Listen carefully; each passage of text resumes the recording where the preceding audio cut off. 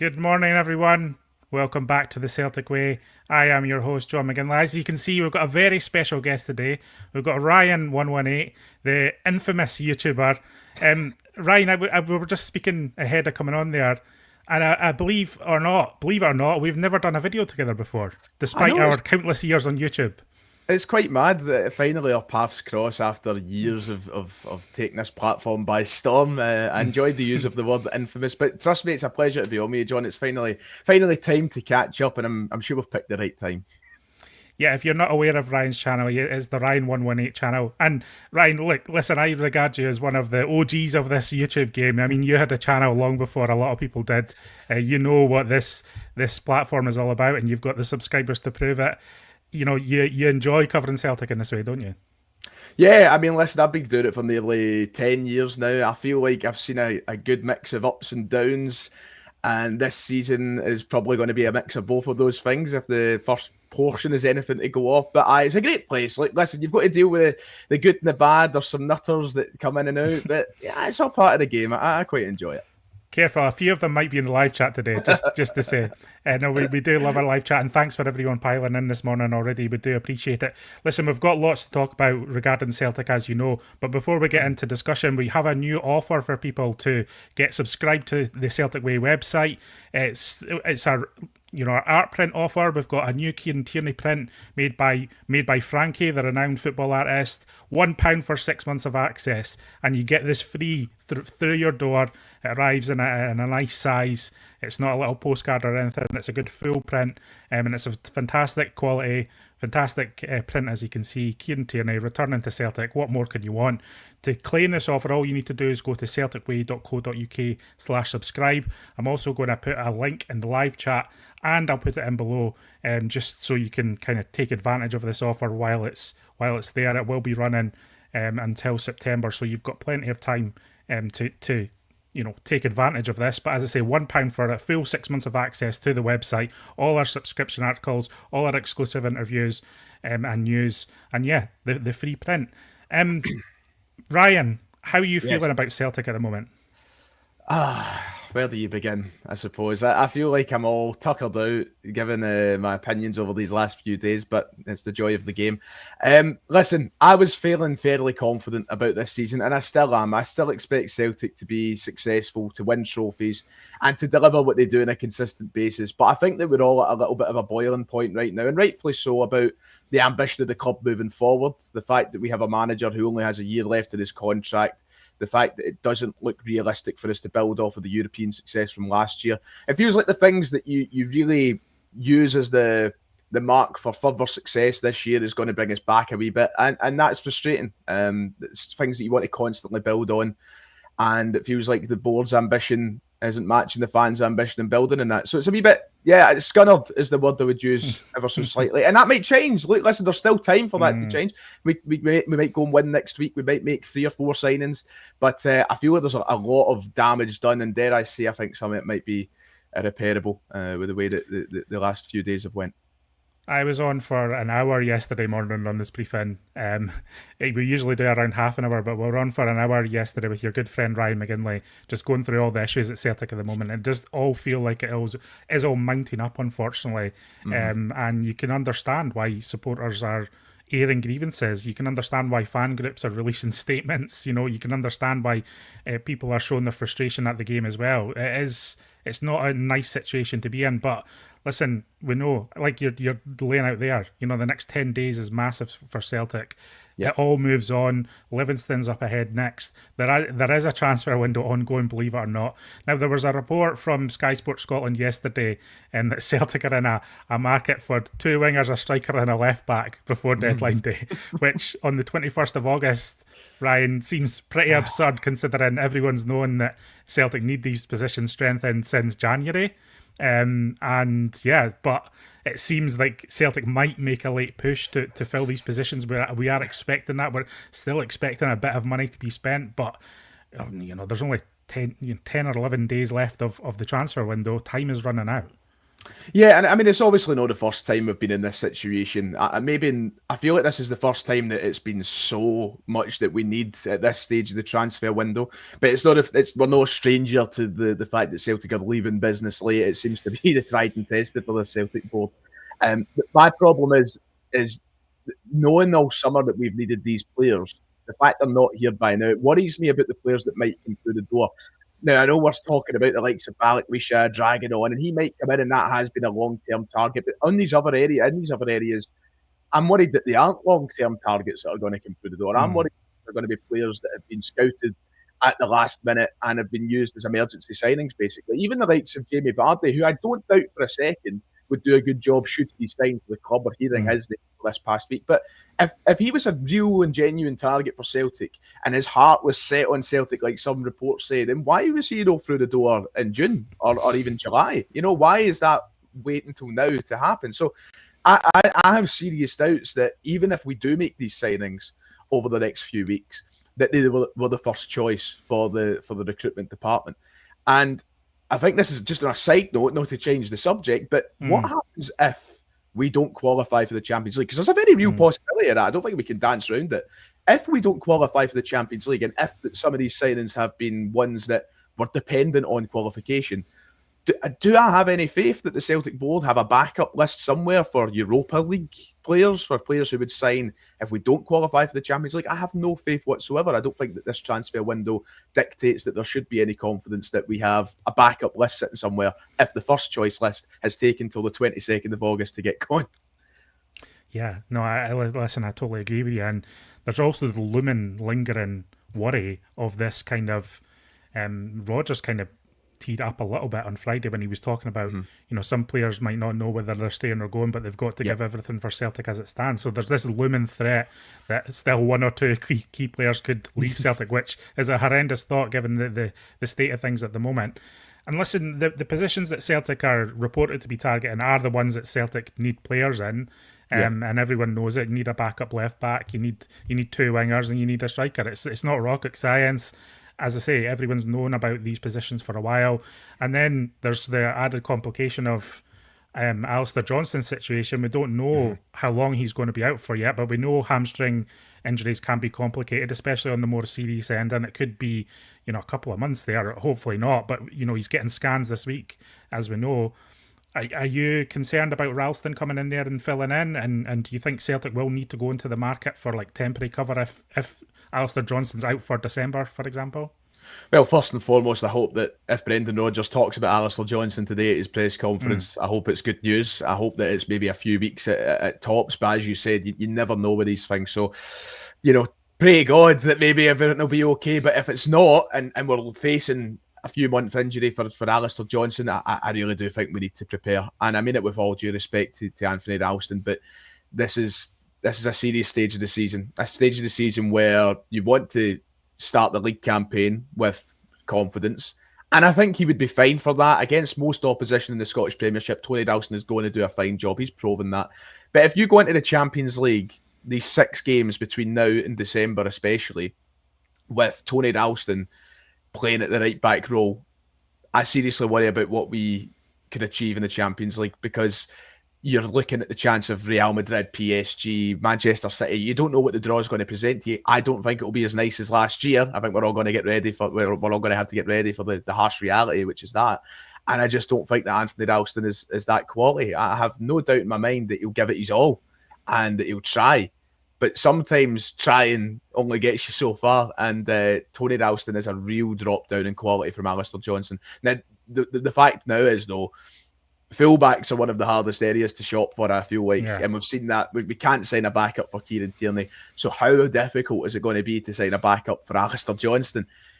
It gets a bit tricky, but I think that the board are going to have to sit down and they are going to have to think about it. I think this is the one area, John, that I would say I'm fine with a short-term emergency type loan move from down south. Like, this is the one instance I'll hold my hands up and go, do you know what? I'm not even moaning at the board. It's not as if they could have predicted an Alistair Johnston injury, but it needs to be somebody that fills the Celtic support with confidence. We can't be naming a backline in the Champions League that doesn't inspire that. I agree with that. McLaughlin P's firing a question here. Why are we considering letting Colby Donovan go on loan to Dundee then? And listen, This is actually interesting because I believe Colby Donovan's been lined up for a loan for a wee while, but Yeah. they've kind of been making sure that they were totally happy with the right back position going forward. His kind of impending loan move or potential loan move to a Scottish Premiership team such as Dundee was in the offing before Alistair Johnston's injury, so we don't know whether plans have changed there and whether Colby Donovan might be now part of the wider squad. That is yet to develop, and maybe we'll find out more from Brendan Rodgers later today as well at today's press conference. Just in terms of Rodgers, Ryan, where are you sitting in terms of like this Cold War with the board almost? You know, he's not outright flaming anyone in these press conferences, but you can definitely sense a underlying frustration with how things are going. You mentioned there that it looks like Brendan Rodgers isn't going to be here beyond this season. Mm-hmm. Are you looking for Rodgers to be more forceful publicly regarding transfers, or do you just kind of understand his situation and know that he's not going to go after the power brokers at Celtic, for instance? He's going to try and keep a lid on everything for now. And are you expecting, what are you expecting from his press conference later, basically? Because he did seem frustrated, I felt, on Wednesday night, and it's going to get followed up on today. Yeah, look, listen, I used the word scunnered earlier, and that's how I think a lot of the Celtic supporter feeling. I assume that's how Rodgers feel. In fact, I don't assume nothing. He is clearly scunnered. You can see it with the tone of his speech and the way that he's having to answer these same questions every week. He's scunnered as well. And I think that he's... One thing I will say is, before I touch on the fact what I want to see from Rodgers maybe today or moving forward, there is a bit of sympathy towards Rodgers for me. Maybe that's just because I adore the guy, but he's the only spokesperson that exists at Celtic. You know, there is nobody else at the club coming out and giving any form of vision or direction as to where we're going. We're not hearing, we've heard nothing from Michael Nicholson for years, it feels like. Radio silence from Peter Lawwell and anybody else on the board. Brendan Rodgers is continuously having to sit in front of the press and answer these questions that he might genuinely not have the answers to. Like, I don't think he's lying when he says, I don't know what's happening. It does feel like this is the same story repeating itself that we've seen before. So there has to be a consistency along there somewhere. There has to be a truth in what Rodgers is saying.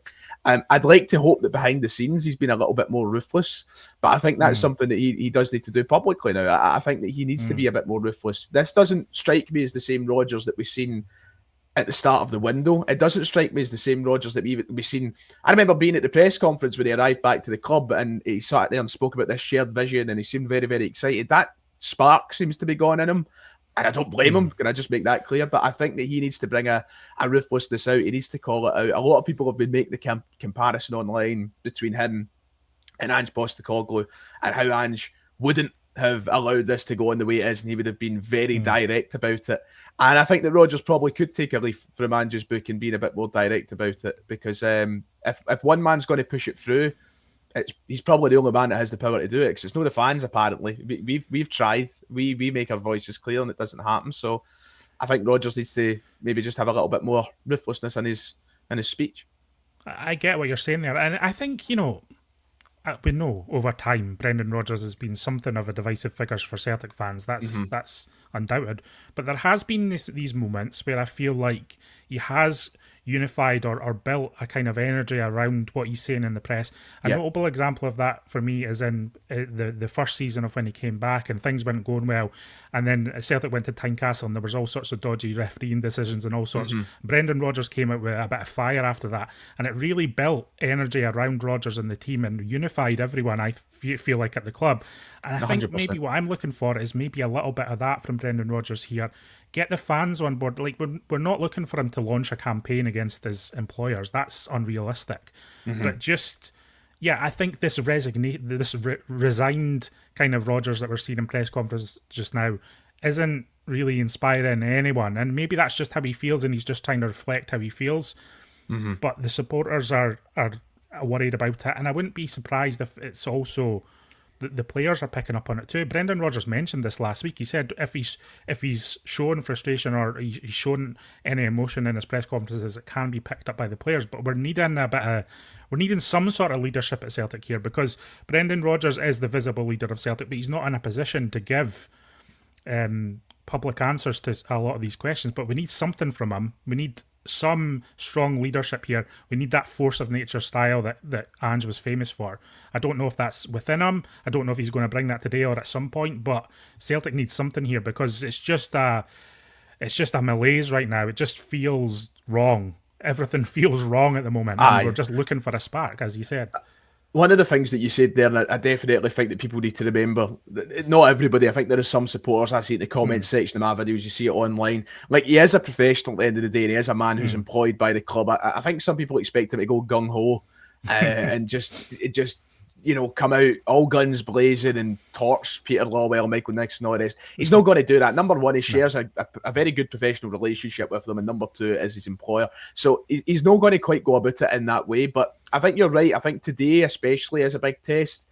Whether or not he's just tired of answering the same questions, that might show through again. But I certainly think, what I will say, John, is I think that if this window ends and he's not satisfied with how it's went, I think we'll know very, very quickly, because I don't think he'll mince his words. I know a lot of people might say that he'll just get on with it and he won't address it properly, but I think if we get to the September 1st date and things haven't happened, I think he'll make that clear. So you said you had sympathy for Brendan Rodgers there, and I do as well, personally. Yep. You know, I think he's in a very difficult situation at the moment.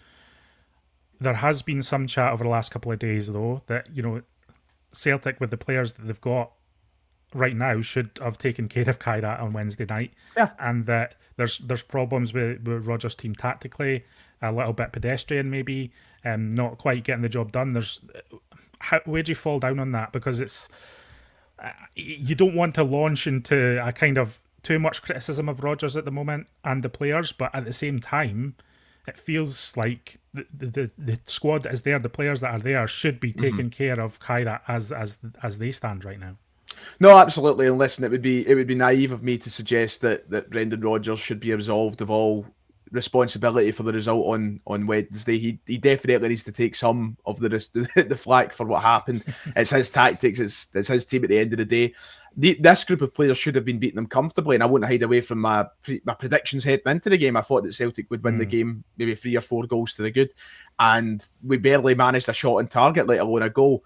I think there's a lot of factors that add in, that play into that. The implications of the result, I think, come from different places, especially for the fact that I believe in that front line there isn't enough quality to actually change a game. There isn't enough players in the team right now that Brendan Rodgers can turn to really, make an impact. I look back to Rodgers' first term here, and even though people question his tactics and whether or not he has a plan B or anything like that, like back in his first term, I remember he would have Moussa Dembele on the park. If things weren't working, he could sub him off for Odsonne Edouard, or he could sub him off for Lee Griffiths. And on the right wing, if Patrick Roberts wasn't playing well, he could sub him off for a younger James Forrest who still had his legs. And just you had these players, Stuart Armstrong could go off for Tom Rogic, and these were the options you had. He doesn't have the options right now. And when you're 60 minutes in at 0-0, the fact that you're relying on maybe Yang to come on and change the game, or Shin Yamada, who we know nothing about, to come on and change the game, it's night and day from what he had in his previous term. That doesn't absolve him from blame. Once again, make that perfectly clear. But I just think that right now, in terms of creativity, we're just missing so many sparks across the pitch right now.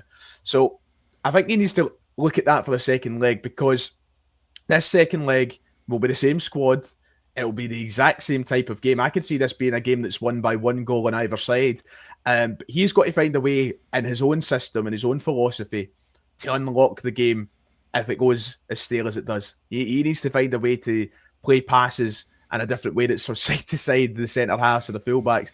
He's got to be able to sit down and evaluate that over the course of the next week, because if we play the same way, we're going to be having the same conversations, and then Brendan Rodgers will be just as culpable for a poor result. Yeah, that's the worry, isn't it? You don't want it to get to that stage. And listen, Livingston in between. Livingston are no joke, and they're going to prove difficult to break down. We know what Livingston are all about. They're not going to come to Celtic Park and spring a surprise on Celtic tactically. They're going to sit in low. They're going to look to frustrate. They're going to try and make it a really difficult day for Celtic.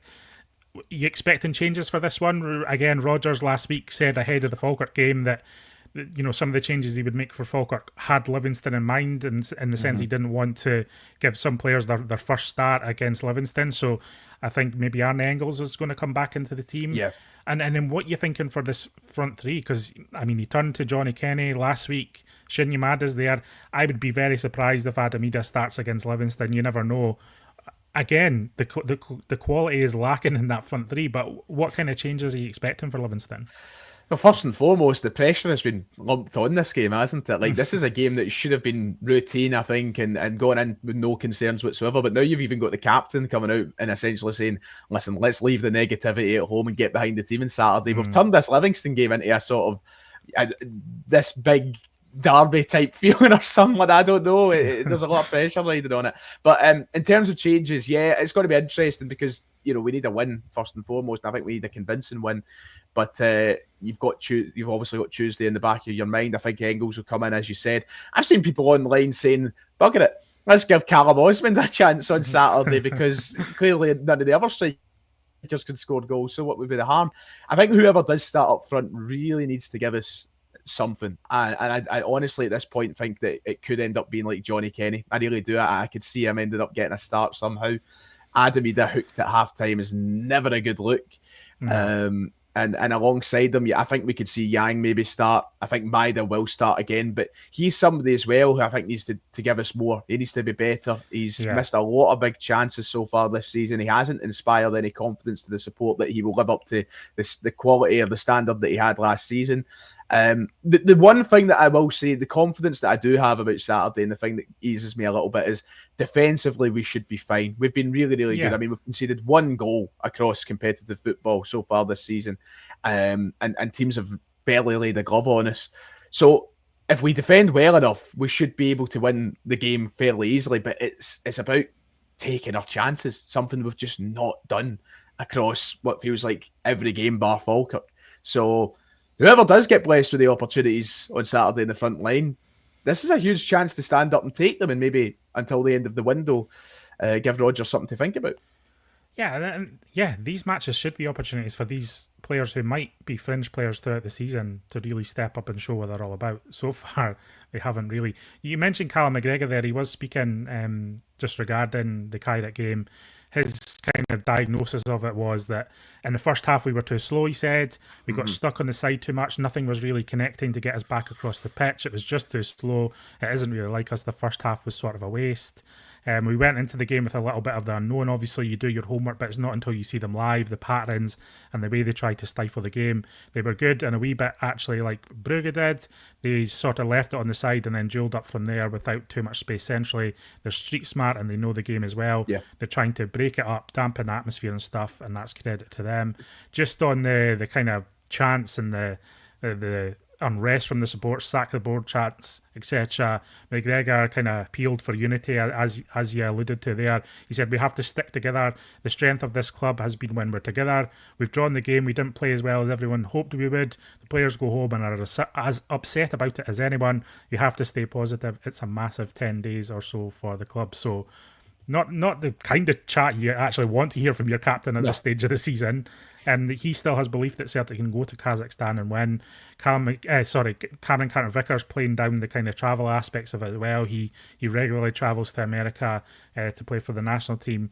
But it is a worry. Everything's a worry right now, Ryan, and I guess that's what underlines all of this. It's just everything's just a little bit of a worry. Yeah. You're not really feeling confident going into any game. I'm thinking about the Livingston game and I'm thinking I doubt we're going to blow Livingston away. If it's going to be a victory, it's probably going to be a narrow one, Well, one of the things that I think applies to this game more than any in this league that applied to the Kyrat game, I know it's if buts and maybes, but if Celtic found a goal in the first half, just hypothetically speaking, if Celtic managed to find a goal, I think we could have been looking down the barrel of a very different game. I think Celtic it would have, number one, bred confidence into the team, but I think it would have forced Kyrat to play a little bit differently, and maybe Celtic would have been able to find a couple more from there. But that it's one of the problems that's existed since Rodgers came back, has applied quite a bit, is the struggle for that first goal. It's happened in the games since he's returned. Like, the longer a game stays 0-0 for a Brendan Rodgers Celtic side, the trickier it gets, and the more, I think, annoyed the Celtic support get, and that will apply on Saturday. David Martindale will know, you keep that game 0-0 as long as possible, they'll run out of ideas. Their substitutes aren't game changers. They'll come on, things will stay the same. Liam Scales will carry the ball about 25 yards without actually moving it, and things will be fine for us. So I think that they should look at that from Tuesday. The inability to score a goal early really hurt us, and it could have changed the game. They need to score a goal early on Saturday for me. I'm not talking 30 seconds into the game, but I don't want us to get to half-time staring down another 0-0. We really need to be in a better position. Yeah, okay, so I'm going to bring in some live comments here from our live chat. Tam PTV saying, John and Ryan, 2 out of the 4 of the Celtic YouTube Mount Rushmore. A nice way to cheer me up despite the shambolic state of Celtic right now. Fair play to you, Tam. Love that. And Scott Diggle saying from Facebook, he's saying this quote yesterday sums up: the Celtic board are good at running a business but terrible at running a football club. Fair play. David saying, you're forgetting Almaty had the ball in the back of the net at Celtic Park. You're forgetting it was only VAR that ruled it out and it was very close. Listen, and I thought I don't think they put Celtic under particular pressure, but they had an opportunistic threat that you could see when they're at home is going to be a little bit tricky for Celtic's defenders. I think it's a good thing that they're kind of, I know he's only 17 or so, but he's almost their talisman already. Dastan Satbayev won't be able to play because he picked up a yellow card in the match, so I think that's a little bit of a bonus, to be honest. You know what's terrifying? Sorry to cut you off, John. What's terrifying is after reading that this morning that they're missing the goalkeeper, him, and a couple of other players. This has the potential to be an all-timer, doesn't it? This could be 1-0 Kairat with half a team and we're sent back into the Europa League. It's got the potential to be an absolute classic. Yeah, the chat was this morning that their goalkeeper is going to miss the game through injury. Obviously, that he had problem on Wednesday night and he won't make it. Now, he is seen as one of their stronger players as well. Like he is a good player for them. He's not. So that is again a positive for Celtic. But as you're saying, Ryan, it just adds to this. If Kairat have half a team and Celtic still don't do the business, what does that say about Celtic? Scotland the Brave saying, nice to see the legend himself, Mr. Ryan 118 should be on here more often when you're short on numbers, knows his stuff. He does know his stuff. Henrik McLaughlin saying, Kalmak is the manager on the pitch. If they were too slow, that's down to him. What's he saying in the huddle? I mean, there's an element of truth to that. If things are going slow, how do you change it in match? And that, actually, Ryan, on a serious point, the fact that Brendan Rodgers did try multiple things to change it on Wednesday night and none of it really worked, apart from a couple of minutes at the start of the second half, lends credence to your kind of, he doesn't really have the depth or the quality to bring on, because he brings on Yang, he makes various other substitutions that didn't really add the fire to the performance that he was probably looking for. Yeah, I think there's a lot of players that are involved in that squad that just lack the experience on these big stages, especially some of the newer guys that are coming through. The one that I'll turn to is, and I don't mean to put him under the microscope and single him out, but somebody like Shin Yamada, who's never played in a game of that magnitude in his life, probably. Well, I'm not saying he's not played in big games in Japan. That would be unfair of me. But this is a different kettle of fish with 60,000 Celtic supporters desperate to get through to the Champions League. There's a lot of pressure that comes with that. There's a lot of pressure playing for Celtic in a normal league game, let alone when the stakes are that high. So guys like that and Yang, who has only had sporadic minutes across Champions League games, should they have this weight on their back of being the guys to pull us out a rut in these sorts of games? You could argue that it's a little bit unfair on them as well, but that's the squad we've got to work with, and yeah, we should be doing better with it, but there's a reason that I think some of them can't change the game. David saying he's got some bold tactical ideas here. Well, Maeda needs to be through the middle. I don't think that's particularly bold. 100% right down the middle of the pack. Tierney left wing. I'd like to see Negan or Engels on the right wing. Forrest is an impact sub for 20 minutes. I'm assuming he's talking in relation to the Livingston game. David also saying, I do love Ryan 118. He's an intelligent guy and very good at what he does. It's a really great podcast. Listen, these are actual comments from the live chat. I'm not manufacturing. What bots have you got in here? Intelligent. I've not heard that since I was in school. The dead internet theory is really coming to play here. No, listen, if you want to check out more of Ryan, definitely look at his channel, Ryan 118. You all know where it is because he's got more subscribers than we do. So definitely go and check out Ryan 118 and continue to watch his Celtic content. Ryan, I think we'll kind of wrap it up here. We didn't solve anything today. I don't think we're going to solve anything on these shows. Everything is in flux at Celtic. There's no real answer until Celtic start doing the business off the park, and Brendan Rodgers gets the pieces he needs to improve things on the park. Then things are going to stay in this kind of state of worry at the moment, this state of anxiety. I hate these states of anxiety, but that's what's happening, isn't it? And listen, thanks for joining us today. Thanks for joining us, everyone, in the live chat. As I say, go to Ryan118 and check him all out. See what he's all about. Just one last call for the offer today. £1 for 6 months of access to CelticWay.co.uk. You get a free Kieran Tierney print. I'll put the link in the description so you can check that out. It's a fantastic value for money, everyone. Honestly, this is ridiculous value for money. So really take advantage if you like the print. You get it through your door, made by Frankie. Fantastic. Ryan, any last thoughts before we head off? Well, hopefully the next time I speak to anybody associated with the Celtic way, we've qualified for the Champions League. I hope that's the case. I'm confident that we'll do it. Maybe it's blind confidence, but I want positive. As you touched on there, John, to end off, I hate coming on in these states of anxiety. I hate being negative in any sort of way when it comes to the club. I want us to be happy. I want us to be celebrating winning, and hopefully we'll be doing a lot of that as the season goes on. Thank you, Ryan. Thanks, everyone. Thanks, everyone, leaving comments below. Let us know what you think about the state of Celtic at the moment. And we'll see you again next time on The Celtic Way.